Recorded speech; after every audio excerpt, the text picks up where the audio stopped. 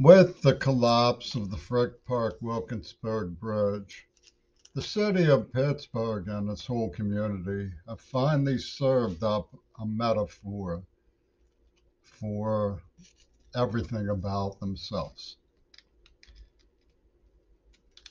Their norm, they call it a provincial norm. Well, now we have the perfect seal of provincial norm approval for all time. They vowed that the children are safe. Never mind that a school bus could have crossed that bridge at the moment that it collapsed.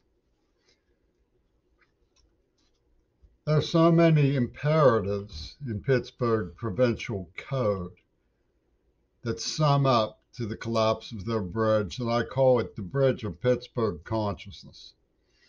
They would say, if you feel that the bridge collapsed, it's because you brought it upon yourself to learn from it. So, those of you who feel that the bridge collapsed should be warned that it was your karma, that you're, and the people who say it was your karma are the people who you've defended while you allowed that bridge to reach the point where it collapsed.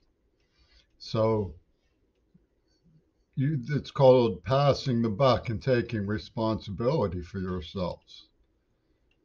So don't pass the buck to the people who say it was your karma, because they're the administration and the authorities. So we know it was your karma, that you brought it upon yourself in order to learn from it. What you feel is the collapse of the bridge serves as a metaphor for Pittsburgh consciousness, for all there is to know about the moral code and the provincial norm of the city of Pittsburgh. We could branch out to the far side of the where the bridge is usually photographed from, which is the city of Wilkinsburg, to Celeron Street, where John Schulman, the notorious museum thief and partner of Robert Fripp of King Crimson, lived when they made the Celeron carrot tape with the help of Jaime Carbonell, which conformed to the regular nuances of Pittsburgh provincial moral code. It showed that a child had been held hostage and brutally tortured by a gang of violent, adult, armed pedophiles. And Pittsburgh said that it was the child's fault that this happened. Not far from there is Kelly Elementary School, where the same gang raced a cargo van around a boarding school bus, heedless of the children. But according to Pittsburgh Moral Code, because I was the passenger protesting who quit the job over the event and am white, it was my fault. Not because I protested, not because I quit the job over the incident. That's to be expected. But because, for other reasons, they didn't want the white to be seen as a protesting passenger who quit the job over the incident. So, by doing the right thing, I automatically became the perpetrator of the wrong thing. The wrong thing was being white, protesting, and quitting the job over the incident. The right thing was quitting the job over the incident. I'm not the one who said I was white. I was furious. It could have killed somebody. Those were children. It was a predominantly black elementary school. The parents who saw me didn't blame me. It was the bigots of the black establishment who blamed me because they had an axe to grind. They had made the Celeron carrot tape. They were working with Schulman on secret spy cam pornography films. They had set up a two virgins pussy ball fight club clock to the AIDS attack. One of them, Duvall from CCAC, said, I know Bush started AIDS, and I support him for it. Those people wanted me pigeonholed. So they pigeonholed me. That was their word from WQED. Matt Marcus worked with Dr. Proctor at WQED, and he was the one who labeled me pigeonholed. What else did Matt Marcus do? Well, one day I found Noel and Paige looking for him. And one of their arms were all bandaged up. And I said, "What happened?" And they said, "Matt told us to burn ourselves in the sing song." I said, "How badly were you burned?" "Well, Noel got gangrene." I said, "What?" I went to him out and said, "What the hell do you do this for?" He said, "To bring them back to reality, man." Now, Matt Marcus was the perpetrator of all the vile hatred that was directed at me, because when Leslie Katz broke up with me, she introduced me to him and gave me a note that said, "Hide here under my cloak." It was Cloak and Dagger. She was in Jabberwocky with John Schulman. I never did anything to her. She dated me for 2 years, and as intimate as we were, she left still a virgin to go to college. I never contested that. I had ample opportunities to try to force myself on. I never did. What would they be saying about me that was irregular? Well, when I got on the elevator, they said, had it painted, beat me, make me write bad checks. Well, they knew I had an implanted neuroplasm, and they knew I didn't know. So I was sort of easily agitated. And I'd left some letters like, "Why are you so hateful to me?" And Matt Marcus said, "Because you're fucked up. Stop taking your fucked upness out on us." I'm fucked up. They burned Noel and Paige's arms gangrenous. They sided with the gang who rode recklessly at school, at Kelly's school, on the other side of that picture, where they could have killed black children, because that gang set me up as a white stumble bum in the Two Virgins Pussy Bowl operation, which starred Midori Goto, on whom Obama's crowd called dibs.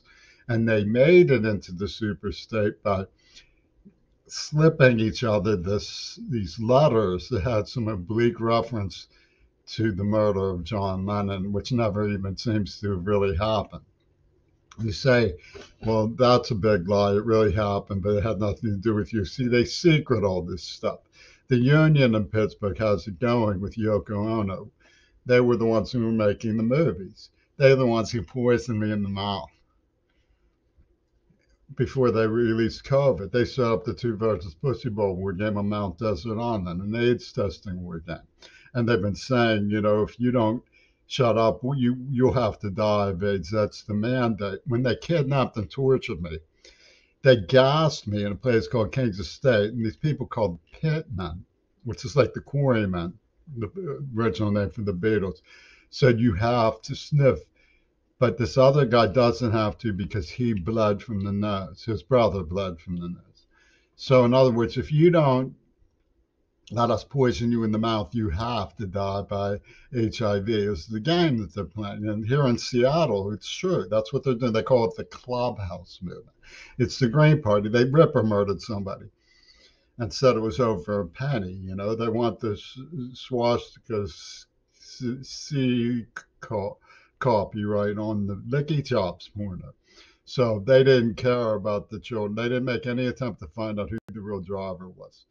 And they said it was a race call. What's a race call? You're supporting the racists who raced recklessly at Kelly School, killed these black children, because you want to include your carrot tape in your story of Jimmy Crury in the provincial norm, where a white boy gets brutally tortured by the Ku Klux Klan and the NAACP laughs. So that's the truth of the situation. Now, when you look at the business about John Lennon not really dying, the girl who's on the cover of Robert Fripp's God Save the Queen, under Heavy Manners Records, the spitting image of Gail Burston, who wrote the script. How does that work? Okay, so she's also splitting image in a 50s film of Anne Rand holding her, clapping her hands over her ears, looking Asiatic, and it says it will be just like starting over. That was the name of the song he used with Yoko Ono, What Gives. They put out these Beetle people, the quarrymen, the pitmen, put out the White Album, which supposedly is a symbol of mourning white, on the anniversary, fifth anniversary, November 22nd, 1968, of J.K.'s removal by their gang. I mean, you could see that very clearly on the cover of Sergeant Pepper's, the memorial images that are identical to the crowd images on the cover of Life for Jackie Kennedy stands with Little John after the funeral. It's that mosaic type style stylistically of all these dead celebrities, right? They blew his mind out in a car, right? They blow his mind out. And nobody remembers anymore who he is, right? Do you remember President Nixon? Who was he from the House of Lords? This person, and then being from the benefit of Mr. Kite has this carousel Well, Carousel Club was where Jack Ruby was. Benefit of Mr. K, and lastly through a hogshead of real fire. So we know that they were in on it. That's simple. And the so-called album of mourning has some um, uh, zaps him right between the eyes. All the children saying, "That's morning." And they want to continue the story. The historically, black colleges and universities see the mandate as a uniform storytelling alliance. Well, that's the public right to know. Goes That's Pittsburgh consciousness. It collapses with that bridge. That's so much for the public's right to know. We have a story. The collapsed bridge is better story. You just take it from me, right? Because see how I exploit that tale. Oh yes, it's my fault that that happened. I'm exploiting the tale. I'm exploiting their tragedy. It seems.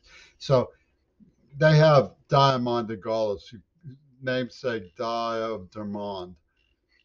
Crowd in Temple calls me on December 8th, 1980, right?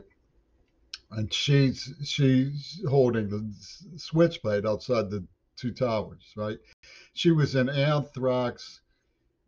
I mean, not anthrax, Satanism studies and immunogenic studies. And anthrax is a symbol of the biological warfare things that she's into because they were in the AIDS attack, right? They call me December 8th. She's a friend of Croker Regronog and Kim Kardashian. So, you have this Diagoras crowd who sets up COVID and poisons me in the mouth. And they all have this international telltale story that they're telling. A storytelling alliance while they get rid of people with COVID, sprinkle them some with the pepper virus from Pepperland virus, and everybody gets even Donald Trump gets he gets some of the pepper virus, and now we're all safely removed for the syndicate that they have in mind, and it's ghastly gyrations. Here's Pittsburgh. The bridge collapses, right? I'm not amused by it. I'm amused by the way that it plays into the argument because I hate that bridge collapsed. Last time I was on that bridge and whereabouts, one of my strongest memories of that bridge was Marty Rikers from CMU. Rikers, get it, like Rikers Island. They're playing that they don't have people from New York there watching and manipulating the situation. They're playing that CMU didn't set up, Ming-Na Wen particularly, who went to school with the guy who owned that van that rode for at Kelly School, wasn't pulling strings with all this stuff when she was. She was very clearly working with George Takei on this manipulation system out of WQED, where Fred Rogers was and stuff. Oh, he's innocent, the wholly innocent Fred Rogers, whose set designer burns these girls' arms gangrenous. Okay, Marty Rikers is down there. That's one of my most recent memories of that place. One of my most, um, I used to cross it all the time. Obviously, I'm not happy it collapsed, but it did collapse, and that says a great deal about them, And so you have this situation of context that makes it frightening. Yeah, that was where I came walking up from when I was pre-seizure, when I made the decision I have to go to Iowa, where I was screaming and vomiting and having terrible seizures and blow back to being kidnapped and tortured by the pitmen. But I got run out of that town by Schulman of Celeron down where that bridge collapsed. And the woman who was working with WQED, Amanda Harcourt, for Yoko Ono's attorney, the one who was justifying ejecting people. They wrote this letter praising Joseph Goebbels and said that he was defending the black man. Joseph Goebbels? Well, yes, that's what they said. The Pittsburgh NAACP said the man who set up the Bootsy Bowl 25 club to benefit the black man.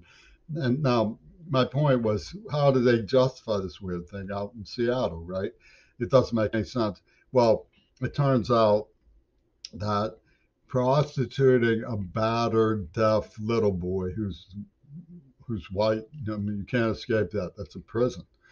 You know, is akin to if you wanted to say that was bad under Pittsburgh provincial code law, the municipal code would say, if you want to go to court, well, we have sociologists from University Dialectical who would tell you a very loud, sad story about the red light district in India. Oh, the red light district in India is the responsibility of the Muni establishment in the city of Wilkinsburg. Therefore, if you feel that bridge collapsed, it is because you brought it upon yourself in order to learn from it. You see, and that's why the NAACP supports the gang who almost killed black school children, because support of that gang is the black man being promoted by Joseph Goebbels. And you know that Joseph Goebbels is on the side of the black man. And this is the mentality. That's why I call it the bridge of Pittsburgh consciousness. You can trace that. Sally, you can connect the dots to pitch football getting involved in crime and poisoning me in the mouth and chemically castrating me because they were jealous of my girlfriend, right? You know, everybody's, oh no, she's too pretty for him, and he insulted Pittsburgh. Oh, that's the thing you must never forget. When they stole my stamp collection, it was because he was spreading rumors about John Schumann, is what they said. The fact is that he showed me receipt for money was given to him by the post office over a rare book, and I didn't believe him. I asked some questions, and they said, you're starting rumors about him. Turned out he was ripping off the museum for $8 million. Did the FBI care? No, because he was saying Reagan didn't know. Queerball was saying Reagan probably didn't know, but something's going on here. Meg No Wen comes down, swooping down with the Schumann gang and says he's framing Reagan.